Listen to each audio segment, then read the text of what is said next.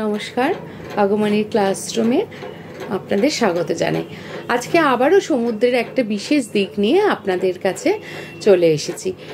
সেই বিষয়টা হলো আমরা জেনেছি সমুদ্র খুব ভালো কার্বন সিঙ্ক হিসেবে কাজ করে, আমাদের কিভাবে অক্সিজেন সাপ্লাই করে, সমুদ্রের কারেন্টের বিষয়ে আমরা জেনেছি।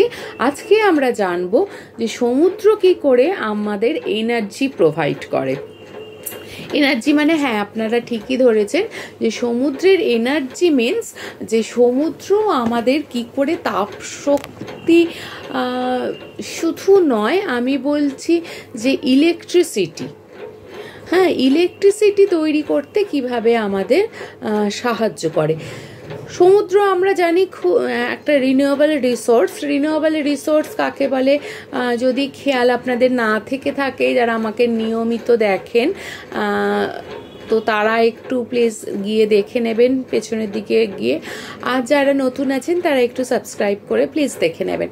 তো রিনিউয়েবল রিসোর্স যেহেতু সমুদ্র, তো সমুদ্রকে আমরা কিন্তু এই ইলেকট্রিসিটি বা বিদ্যুৎ তৈরি করার জন্য, এনার্জি তৈরি করার জন্য আমরা ব্যবহার করতেই পারি।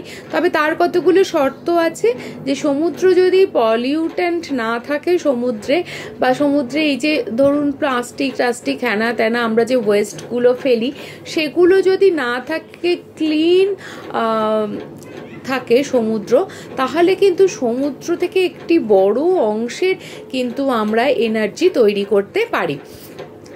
এবং সেক্ষেত্রে আমাদের সমুদ্র পরিষ্কার থাকার দরকার আরও, কারণ হচ্ছে এক্ষেত্রে সানলাইট কিন্তু খুব গুরুত্বপূর্ণ ভূমিকা পালন করে।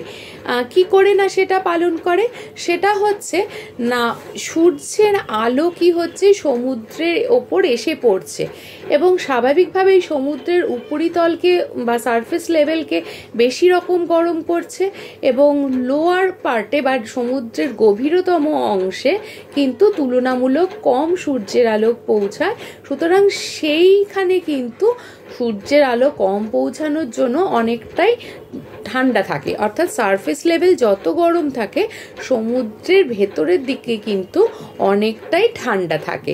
তো এই যে তাপের বৈষম্য, এই বৈষম্যটাকে ব্যবহার করেই কিন্তু কি করা যায় না প্রচুর পরিমাণে এনার্জি তৈরি করা যায়, যা আমাদের যে এনার্জির ঘাটতি রয়েছে সেটা পূরণ করা সম্ভব, এবং একই সাথে দূষণহীনভাবে কিন্তু এই এনার্জি তৈরি করা সম্ভব। কারণ রিনিউয়েবল রিসোর্স কিন্তু কখনোই এনার্জি তৈরি করার জন্য পলিউট্যান্ট তৈরি করে না।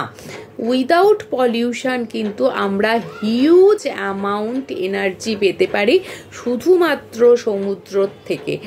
কারণ এই যে টেম্পারেচারের ডিফারেন্স, এইটাকে ব্যবহার করে কিন্তু প্রচুর পরিমাণে শক্তি তৈরি করা সম্ভব হয়, এবং এটির একটি নামও আছে ওশান থার্মাল এনার্জি কনভার্সন।